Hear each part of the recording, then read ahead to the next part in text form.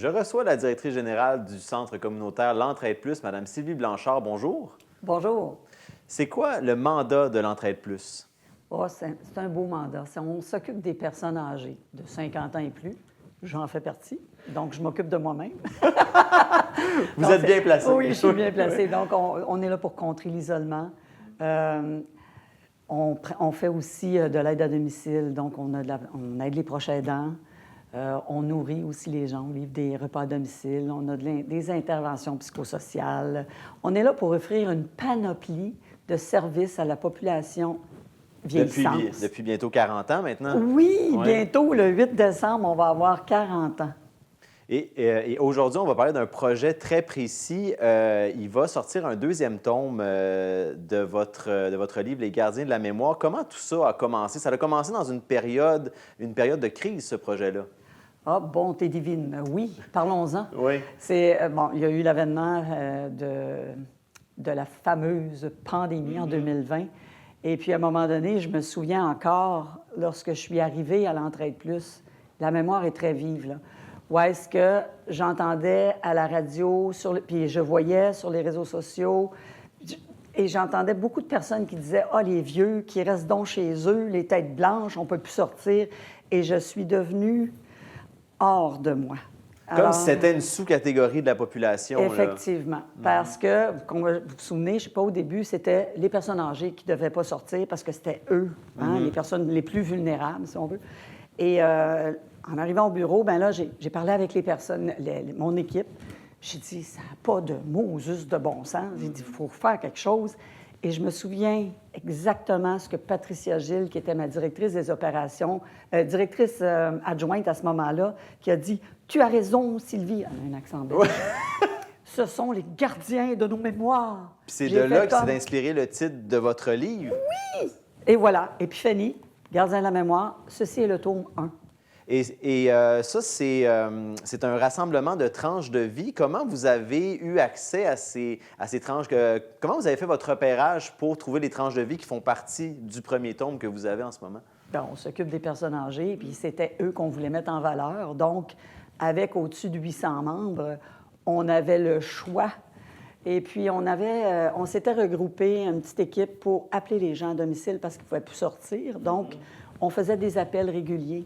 Et à un moment donné, on s'est dit, bon, il y a des personnes qui ont des choses à raconter. Et souvent, on ne pouvait pas raccrocher après 5 minutes juste pour prendre conscience. Ben, êtes-vous correct? Avez-vous besoin de quelque chose? Et souvent, ils nous racontaient quelque chose. Et à un moment donné, on posait des questions. Donc, Patricia et quelques personnes qui faisaient partie du groupe ont commencé à prendre des témoignages en leur demandant la permission, bien sûr, et en les enregistrant.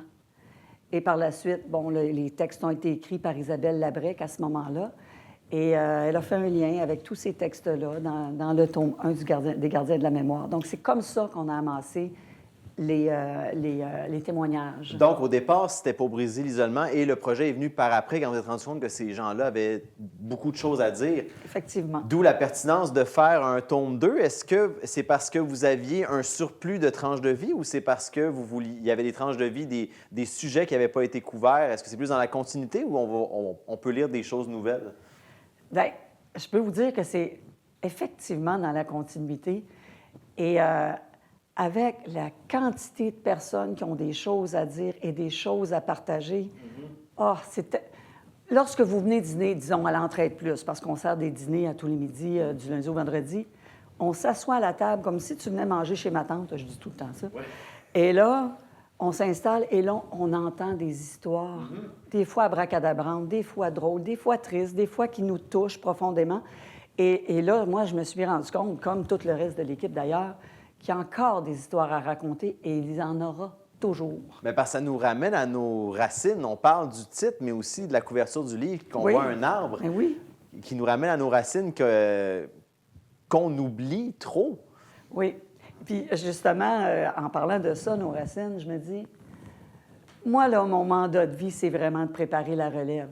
Bien, je pense qu'on a tous ce mandat-là, à un moment donné, de transmettre nos connaissances et nos compétences personnelles à qui veut bien l'entendre. Parce que des fois, tu racontes quelque chose à quelqu'un, puis il n'y a juste pas les oreilles. Ah, c'est pas la bonne personne. Mais à un moment donné, t'en parles avec quelqu'un d'autre, et là, l'écoute est là, les questions viennent, et là, on peut transmettre. Et c'est comme ça qu'on transmet, parce que je suis une gardienne des mémoires, moi aussi.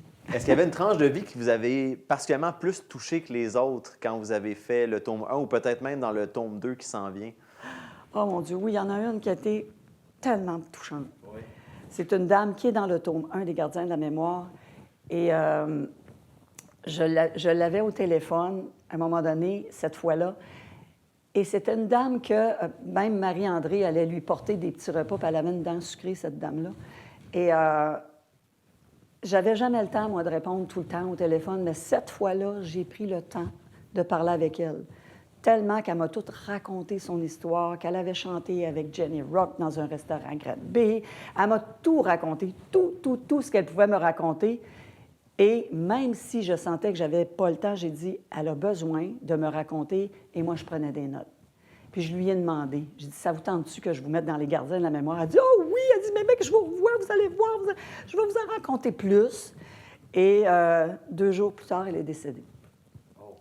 Alors, j'ai été extrêmement touchée parce que j'ai Vous avez su... pris le temps à ce moment-là, Ouais. puis vous vous rendez même pas compte que c'était dans l'urgence de le prendre, ce la temps-là. dernière fois Exact. qu'elle avait parlé à quelqu'un parce qu'ils l'ont retrouvée dans son appartement par la suite. Et voilà. Et ça, moi, ça m'a profondément touchée. Je me suis dit, elle avait des belles choses à partager. Et sa fille est venue au lancement, puis elle était tellement touchée de toutes les histoires qu'elle avait pu raconter, cette dame-là.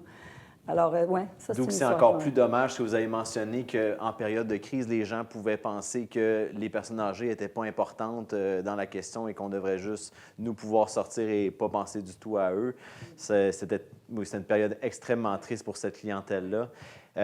Par rapport à la pandémie, est-ce que vous êtes rendu à un point où est-ce qu'au moins la pandémie a permis de faire changer les choses ou vous êtes encore plus dans une humeur que ça a été vraiment un désastre? Moi, ce que j'ai retenu de ça, c'est que vraiment, ça l'a mis en lumière des personnes vulnérables. Parce qu'avant ça, on se disait, ah oui, les personnes âgées. Moi, j'aime ça dire les vieux. OK? Moi j'aime ça vieillir. Moi, je trouve que c'est un privilège. OK? Donc, Bien, ça veut dire qu'on est en vie. ça veut dire qu'on est en vie, il y a le mot vie dedans. Exact. Et je m'appelle Sylvie. Ça n'arrête pas. Ça n'arrête pas. Alors, je trouve que ça l'a mis en lumière les personnes âgées. Et chose qui a été, pour nous, extrêmement importante, c'est qu'ils se sont rendus compte aussi, avant la pandémie, ils ne voulaient pas s'intéresser aux Internet, comme ils les appellent. Ouais. Alors, Les Internet. donc, ils arrivaient avec ce qu'on appelle les flip phones, là, les téléphones pour venir imprimer leur code QR.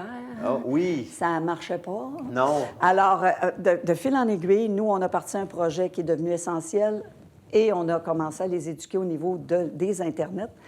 Et aujourd'hui, ça, là, ça a été extraordinaire.